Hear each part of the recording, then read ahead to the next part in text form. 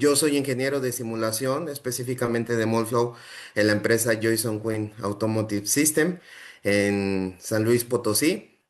Por algunos detalles no pude estar con ustedes, me hubiera gustado, pero bueno, estoy aquí muy entusiasmado de presentarles pues un poquito de lo mío, ¿vale? Entonces, como tal, hoy vamos a ver el cierre de la brecha digital. Muchas veces nos ha pasado que cuando nosotros estamos simulando llevarlo a piso o lo que hay en piso, llevarlo a la simulación, es un tanto difícil, ¿verdad? Y qué hablar de procesos específicos como in-wood decoration. Y cuando yo me refiero a in-wood decoration, realmente estoy hablando de madera. Entonces, ¿se puede domar un material vivo como la madera con simulación Moldflow? Para empezar, ¿madera y plásticos juntos en una pieza? Pues la verdad yo también tenía esta pregunta y lo conocí hasta que entré en esta empresa, Joyson Quinn, que se dedica a esta manufactura de decorativos tan específicos como pueden ver en la pantalla. Este es un ejemplo generado con IA por temas de confidencialidad, pero espero que sirva como ejemplo para poder mostrar los tipos de producto al que me refiero.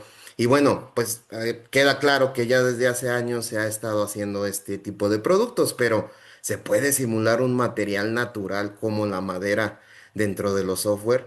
O sea, para empezar es un material que no sé cómo creció, que sus fibras se comportan de árbol a árbol muy diferente. Y no sé si se regó mucho o poco, si estuvieron animales incluso viviendo dentro de él. Entonces, con tantas variantes, el material vivo se puede llevar a un proceso predecible.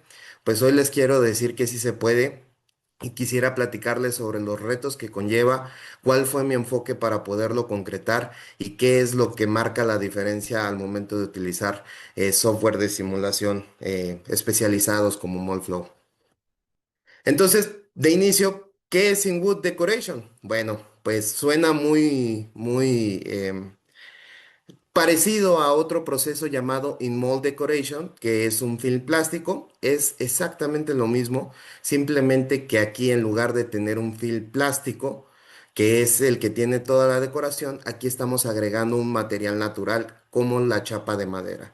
Entonces, una chapa de espesor un poco más grueso que el del film plástico. Tiene por la parte inferior un pegamento que sirve para que la superficie de la madera se adhiera bien a un termoplástico que se inyecta. Este termoplástico pues tiene todos los features necesarios para poderse ensamblar en paneles frontales, en puertas, en consolas, en todos los decorativos interiores e incluso ha habido y hay proveedores de otros giros en los cuales utilizan la madera como carcasas de celulares, para electrodomésticos, etcétera, etcétera.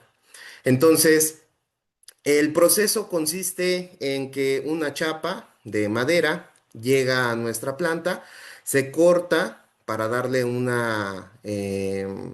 digamos, un dibujo 2D para que no nada más sea un rectángulo. Después se preforma en caliente por medio de un troquel para que asemeje la figura de la pieza.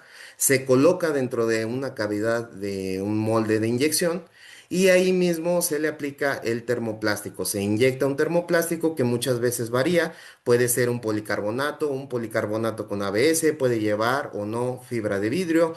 Hay estudios de poliamidas, etcétera.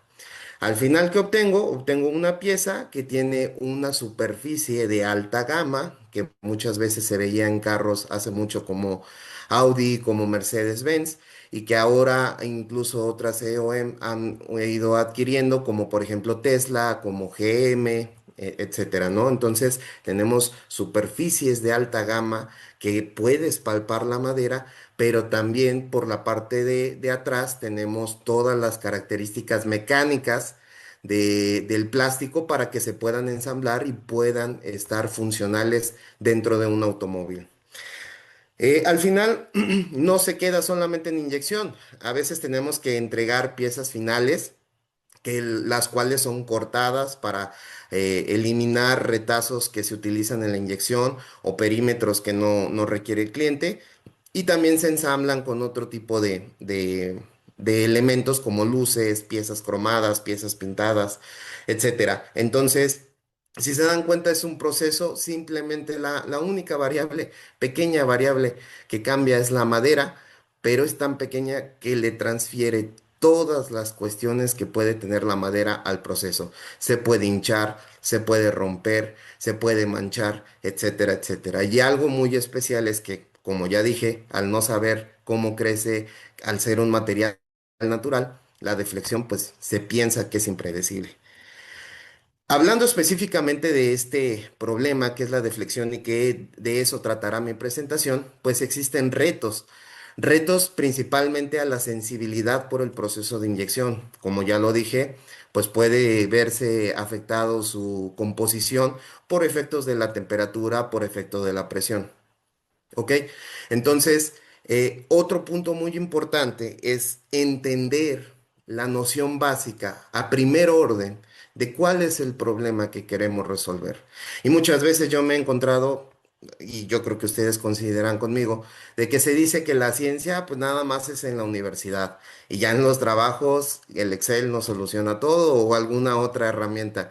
Y la verdad es que no, la verdad los principios físicos los fenómenos físicos están presentes en nuestros procesos y poderlos entender nos ayuda bastante, porque al entender la deflexión de este proceso podemos darnos cuenta de que son dos materiales que se tienden a deformar, pero uno es más rígido que el otro.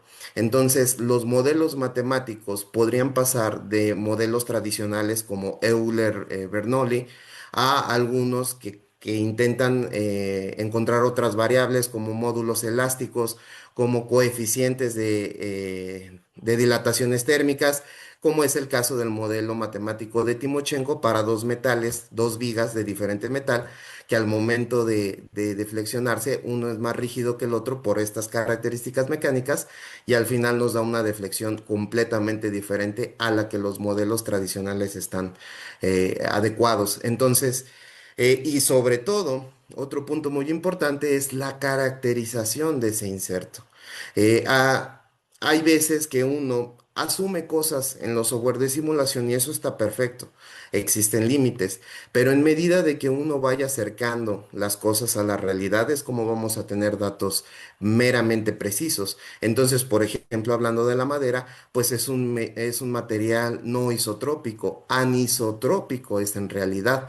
¿A qué se refiere esto? Que sus propiedades mecánicas son diferentes en los ejes, en todos los ejes, pero principalmente en tres ejes con respecto a la orientación de sus fibras, que es lo que podemos ver aquí, ¿vale?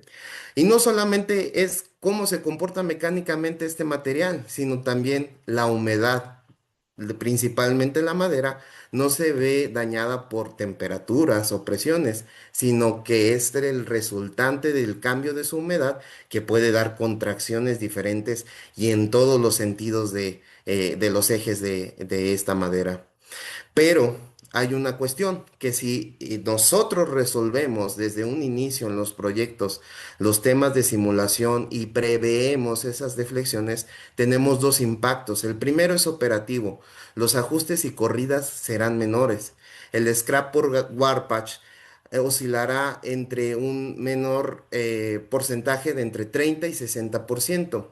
Y nosotros al reducir esto, podemos llegar a tener en en la corrida normal o habitual hasta dos o cuatro shots más por hora. Y eso, pues, dependiente de del cavitaje, pues nos da mayores piezas, ¿no? Y un impacto económico, que esto es muy importante.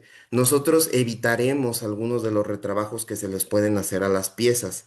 Y además, el tiempo para el SOP, que para las empresas automotrices, aquellos que trabajan ahí consideran que es una lucha muy ardua poder llegar a esos tiempos literalmente pactado y calendarizado, porque tenemos la presión de la EOM atrás, entonces eh, con estas mejoras podríamos incluso reducir un 15 o 30% del tiempo al que llegamos. Y eso al final en un retorno de inversión nos podría dar hasta 5 veces lo que se consume en el primer trimestre.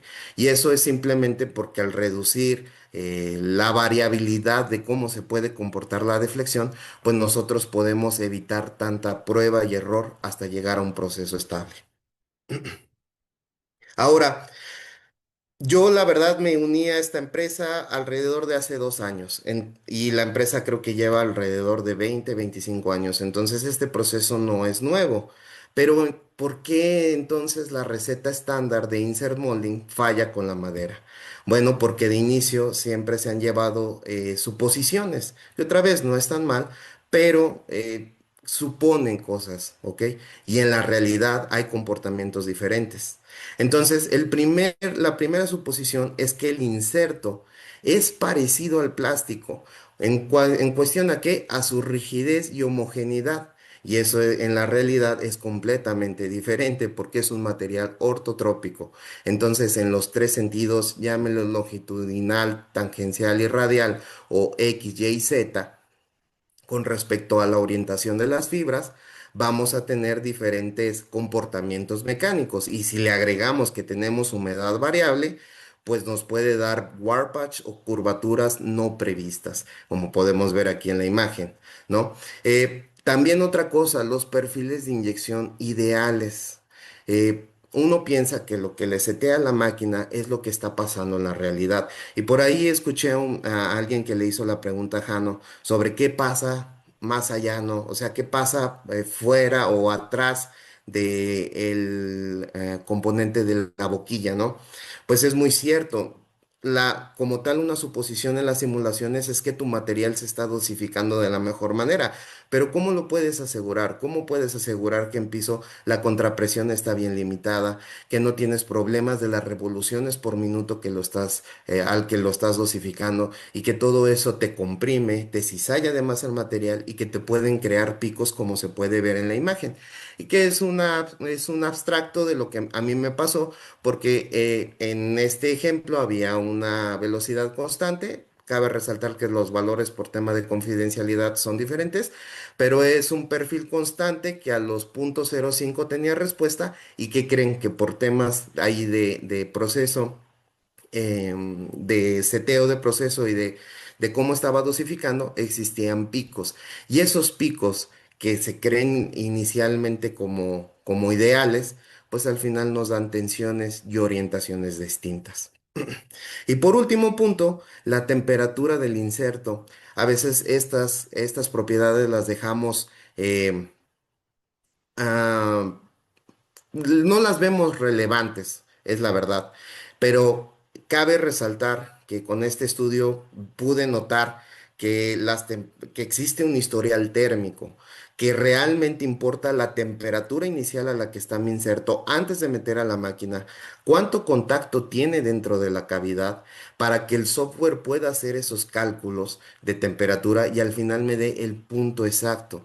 Con esto voy a tener gradientes térmicos que van a dominar la deflexión en un primer orden, pero van a estar controlados. Entonces, son partes de que nuestro proceso intente llegar a estar lo más estable posible y considerar lo más que se pueda de este. Entonces, ¿cuál fue mi objetivo? Pues mi objetivo fue predecir la deflexión de las piezas con InWood Decoration, modelando la realidad del inserto y del ciclo de inyección. ¿A qué me refiero? A estos tres puntos. Inserto ortotrópico, la historia térmica del inserto y el proceso de inyección idéntico al que se ve a piso. Y una de las peculiaridades y que conforme la marcha quise ir demostrando era si el software de Monflow era posible de predecirme deflexiones finales después de procesos posteriores a la inyección, porque Moldflow, su nombre lo dice, contempla solamente el flujo de plástico.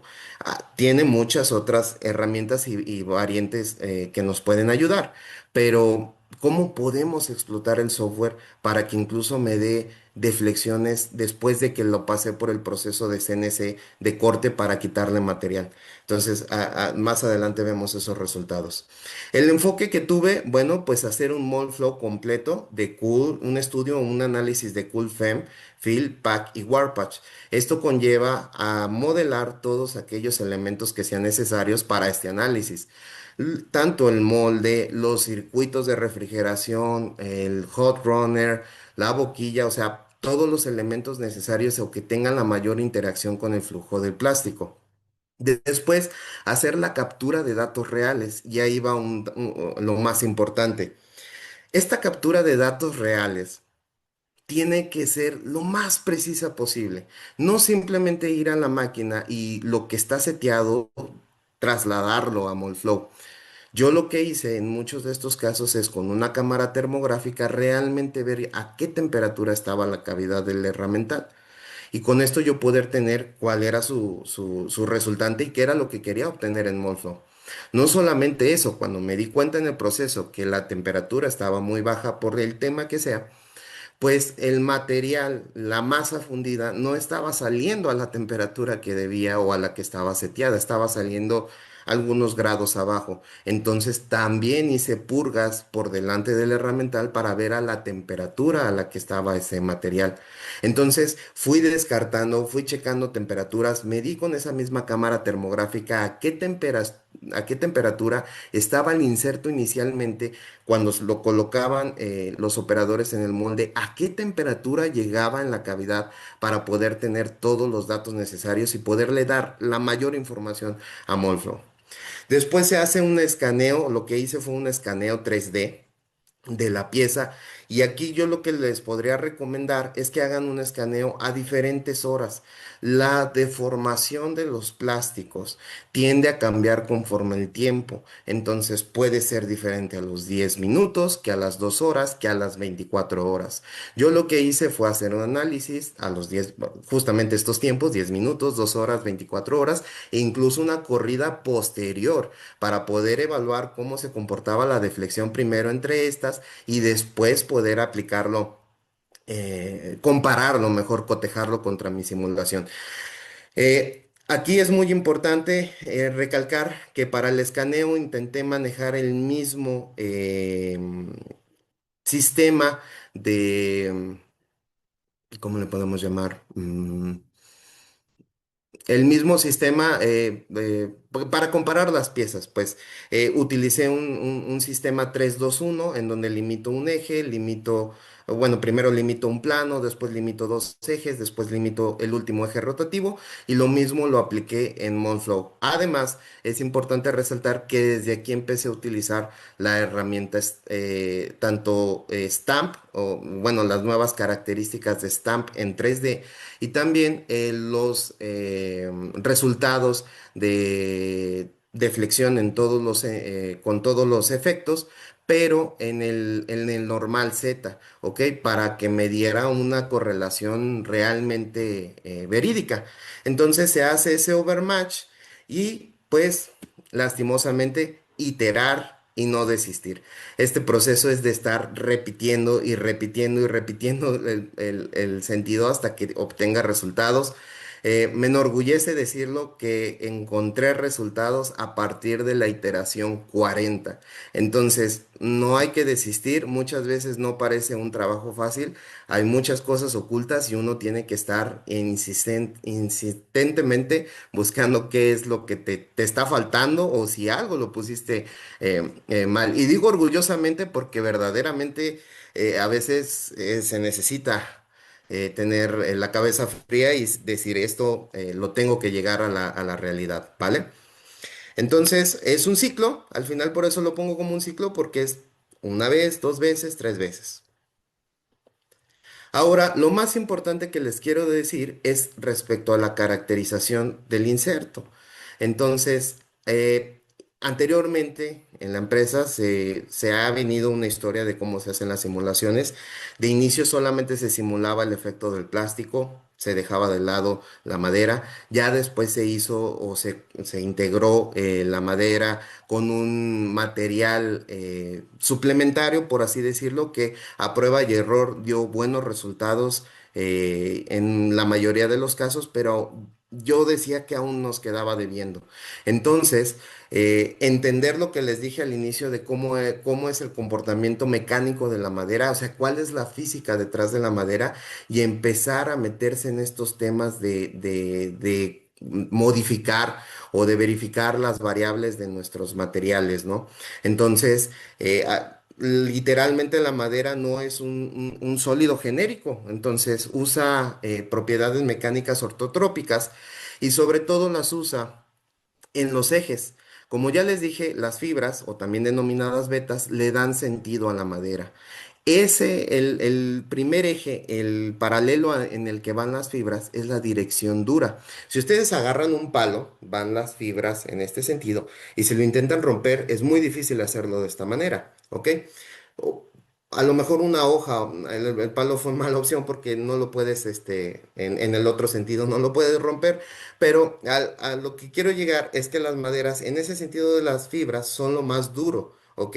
Entonces, el vinil real tiene un módulo de elasticidad en el eje uno o en el eje paralelo a esa fibra mayor que en el eje transversal y por default un coeficiente de expansión térmica menor que en el eje transversal.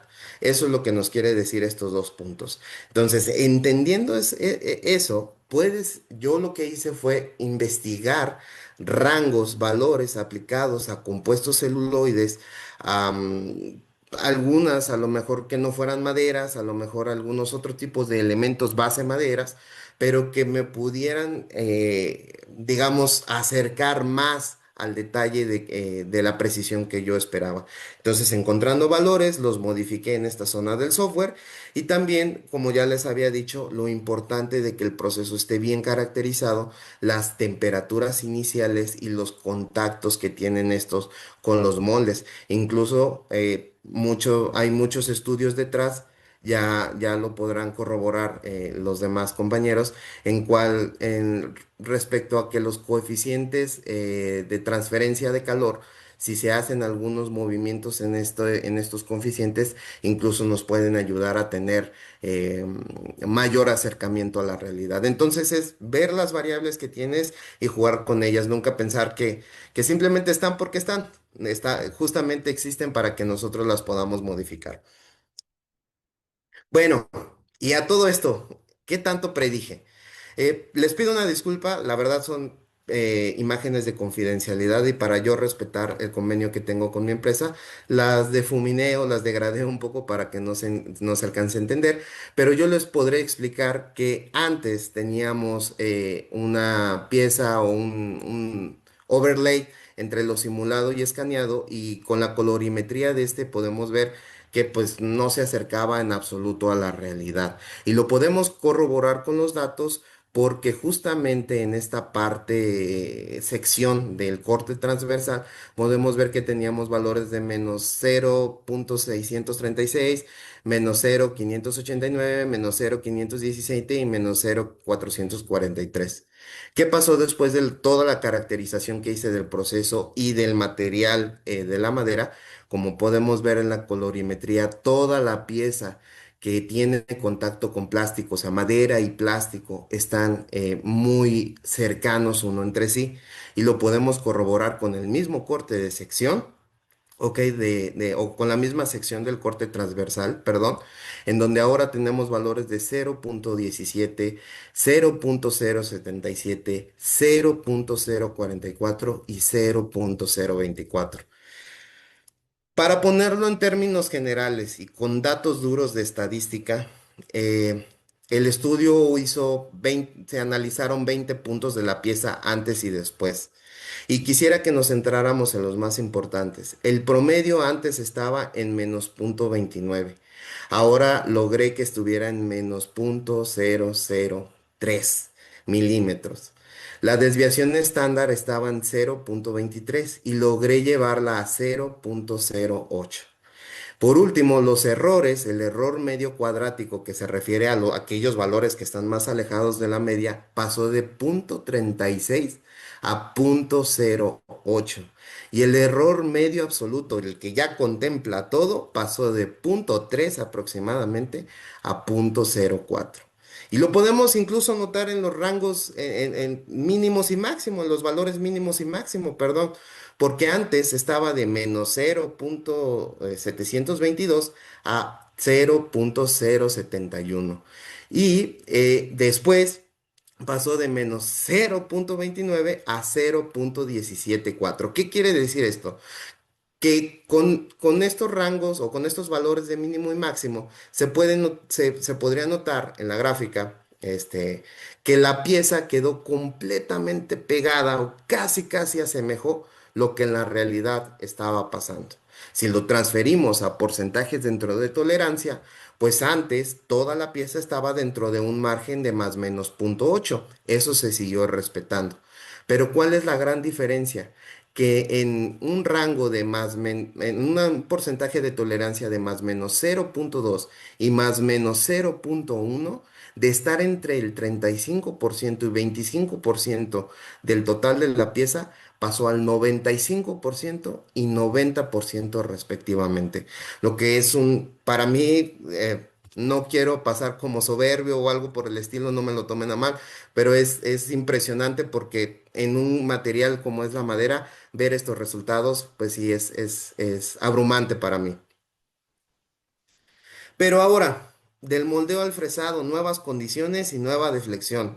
Eso nos pasa mucho en planta. Nosotros podemos tener la pieza completamente cercana a la realidad, pero le damos el corte para entregar la pieza final a nuestro cliente y ya no está dentro de los valores. ¿Y esto por qué puede pasar? Porque en el proceso de corte, pues a lo mejor existen factores del fixture, o sea, sujeción, ¿verdad? O cómo está referenciado para que pueda entrar la pieza. Factores de proceso como lo son mecánicos o térmicos, la interacción por sí misma de la madera y el plástico. Factores de tiempo y ambiente, o sea, cuándo se corta, en qué momento. Pero el más importante y que pude notar durante todo este estudio es que los efectos de remoción de material le quitan rigidez a la pieza. Entonces, hice mi hipótesis de que, ¿qué pasa si yo le quito esa rigidez desde Monflow? Entonces, hice un enfoque, ¿verdad? En el cual después, durante las iteraciones, excluí los elementos que corto en el proceso de CNC, ¿verdad?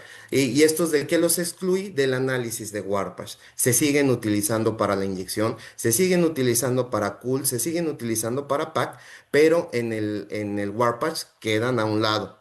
Entonces los quito, simulo la sujeción que aproximadamente es la del fixture. A veces suele ser complicado porque son gomas, a veces no es completamente errático, pero intento simular cuál es la sujeción real y bueno, al final obtengo la deformación. Corro el análisis de toda la vida, CoolFem, y bueno, debería yo de obtener una deformación que debe ser diferente a la que si contemplara todos los elementos que no discreticé desde el inicio.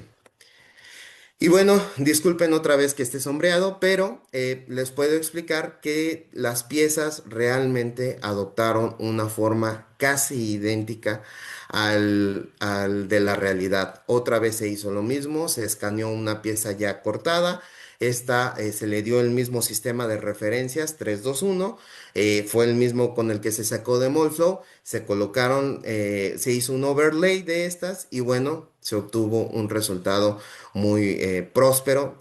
Al día que hice esta presentación, todavía no tenía los resultados por parte del Departamento de Metrología, pero lo que logré en cuestión a valores fueron que estuviera entre 0,5, entre 0,4 y 0,5 en promedio la deflexión que me salió a mí de Monflow contra la que existía, o bueno, con la que está en la realidad, lo cual ya a mí es un logro porque yo estoy saltándome, o sea, yo estoy utilizando Molflow para ver otros procesos, ¿saben? O sea, es como si por ir a pescar, ¿verdad?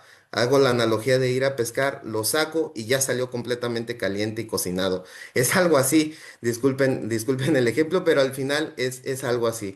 La idea es que yo intenté exprimir las bases que tiene Monflow, todas la cantidad de cosas que puede tener, y pues me dio estos resultados. Entonces, ¿qué falta por abordar y qué sigue después? Porque soy honesto, esto no quiere decir que yo ya solucioné todos los problemas de mi planta y que gracias a esto ya está todo solucionado. No. La idea es que justo con esto pudimos resolver la caracterización de una de las maderas, pero hay diferentes maderas. Entonces, lo que sí podemos transferir es la manera en cómo se capturan los perfiles reales, los picos y cómo se comporta esa meseta. Un dato y un tip que les doy.